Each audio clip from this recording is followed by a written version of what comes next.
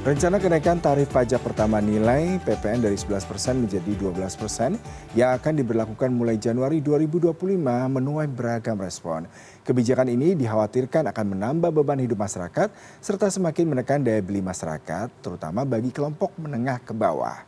Nah, untuk membahas hal ini telah bergabung melalui Zoom Eko Listianto, ekonom sekaligus Wakil Direktur Indef. Selamat pagi, Mas Eko. Ya, selamat pagi Mas Wah, Yudi. kalau ngomongin kenaikan pajak nih semua kena dan semua sudah mulai beraksi ya Mas ya. Nah, ini yang menarik adalah pemerintah berdalih kenaikan PPN 12% di Januari mendatang itu untuk memperkuat APBN guna mengantisipasi ketidakpastian ekonomi dan geopolitik global. Bagaimana Anda melihat alasan pemerintah ini, Mas? Ya, sebetulnya kalau aspek ketidakpastian itu memang di global selalu terjadi ya, dan kalau kita lihat ya urgensinya ya sebetulnya kalau mungkin dari sisi pemerintah ya meningkatkan penerimaan ya, sebenarnya sesimpel itu gitu. Jadi Mhm, karena kita mendesain APBN kita ini belanja ya di tahun depan juga meningkat, terus kemudian juga kebutuhannya meningkat sehingga kemudian dibutuhkan juga target atau sisi penerimaan yang bisa membalancing kan, mengimbangi itu. Dan salah satunya adalah yang masih cukup potensial memang dari PPN ya. PPN ini mhm, menyumbang ya sekitar 35 sampai 38% gitu terhadap total perpajakan begitu. Jadi memang cukup besar pundi-pundi di sini begitu. Tahun mhm, depan apalagi targetnya juga 945 triliun ya. Jadi itu target yang besar sehingga kemudian ya mungkin salah satu strateginya adalah melalui Undang-Undang HPP kebetulan juga sudah direncanakan beberapa tahun lalu bahwa maksimal Januari 2025 sudah harus naik menjadi 12% begitu. Cuma mhm. kondisinya ini kan berbeda gitu Mas Iya, Yudi ya. iya. Kita sedang turun gitu. Mhm. Kondisi yang berbeda ini pasti berdampak ya kepada masyarakat. Tadi saya utarakan di awal, masyarakat kelas menengah yang akan menjadi terkena dampaknya, menengah ke bawah juga. Kalau kita melihat BPS juga menyatakan jumlah masyarakat menengah Indonesia juga menurun. Ketika nanti ada pertambahan pajak 12%, sebelumnya juga akan ada tapera dan beberapa pungutan lain, ini sepertinya semakin menjadi berat. Sementara di satu sisi tadi ya, bagaimana kondisi ekonomi global juga menjadi salah satu trigger pemerintah menaikkan pajak. Lalu bagaimana sebenarnya pemerintah melihat kemungkinan kondisi seperti ini yang berdampak besar terhadap masyarakat? Iya, harusnya mungkin pemerintah lebih ini ya, harus lebih punya sense of crisis-nya gitu ya. Jadi kalau kita lihat kan ini situasi kenaikan PPN ini tidak bisa dicegah karena ada regulasi gitu ya. Regulasinya kebetulan levelnya undang-undang begitu. Yang memaksa ya sehingga Januari itu harus naik gitu. Nah, ya harus ada kalau misalkan ya kalau saran saya sih sebisa mungkin ditunda ya karena ini Mhm, implikasinya luas ya. Indef juga menghitung katakanlah bisa menggerus PDB kita gitu ya sampai 0,17% begitu. Jadi itu cukup besar. Terus kemudian untuk konsumsi itu bahkan turun 0,26% ya. Apa katakanlah laju dari konsumsi rumah tangga begitu. Ini juga hitung-hitungan yang besar ya. Belum lagi ke dampak inflasinya begitu. Nah, dengan situasi ini sebetulnya karena situasinya juga berbeda ketika UU HPP itu ditetapkan kan dengan pasti dengan proyeksi pertumbuhan ekonomi selalu naik ya dari tahun ke tahun gitu kan sehingga bisa diimbangi dengan kenaikan perpajakan PPN ini begitu. Tapi ternyata situasinya berbeda. Nah, dengan situasi berbeda ya alangkah baiknya kita juga punya skenario yang berbeda kan begitu. mhm. Sehingga ya menurut saya ya jangan hanya berlindung di balik oh ini karena sudah ditetapkan bersama DPR beberapa tahun yang lalu begitu. Tapi kan masyarakat ini belum siap sepertinya gitu Mas Yudi ya untuk bisa menerima kenaikan ini karena kalau kita lihat ya tren laju konsumsi kita ya laju konsumsi rumah tangga ini sudah beberapa kali triwulan ya 4 triwulan terakhir itu selalu tumbuh di bawah pertumbuhan ekonomi begitu. Ini sudah alarm bahwa ada masalah di dalam daya beli kita gitu.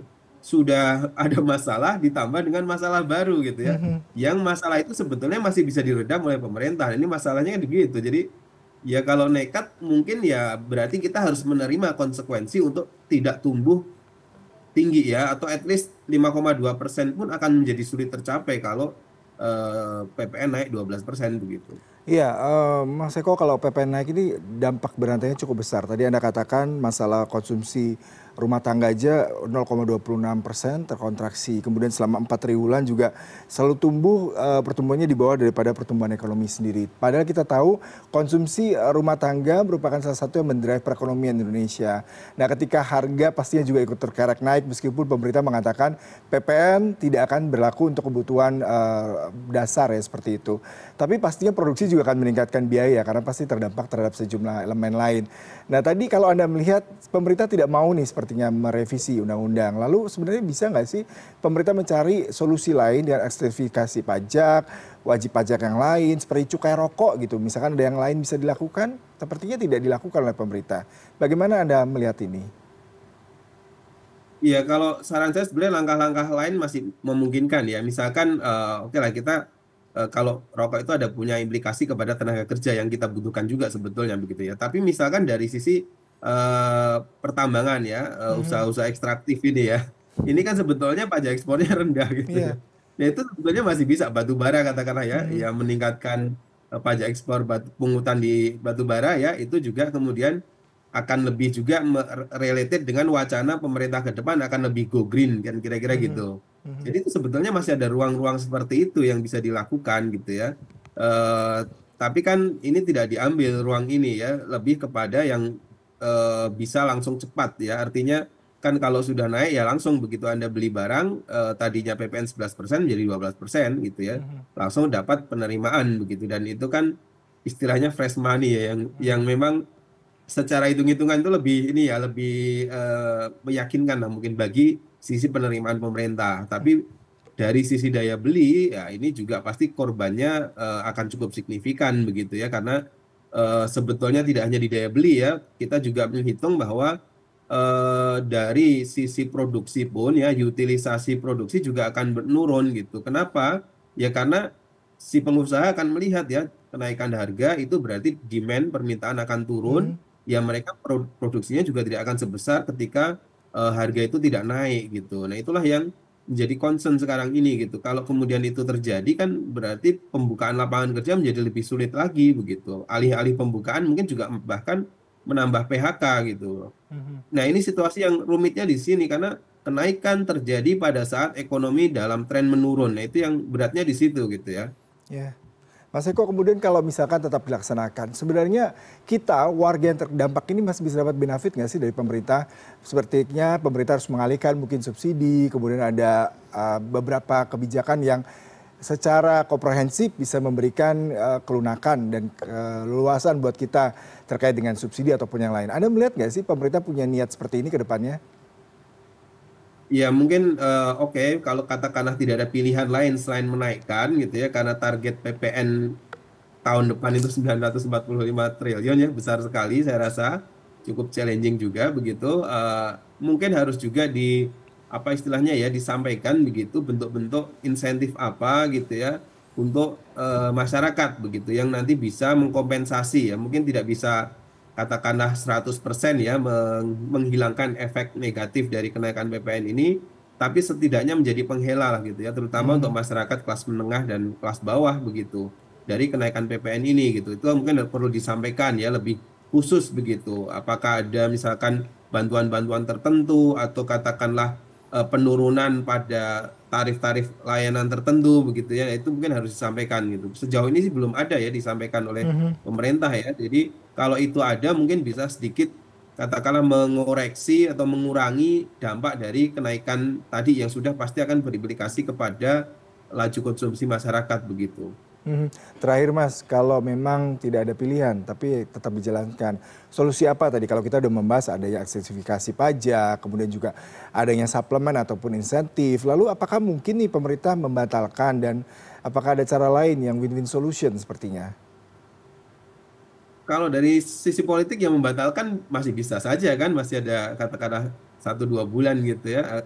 Memang mungkin membuat undang-undang tentu susah ya, tapi kan ada perpu misalkan gitu. Tapi saya bukan ahli hukum ya, Mhm. nanti nggak tahu jalan keluar yang lebih tepat mungkin tanya ke ahli hukum lah gitu ya.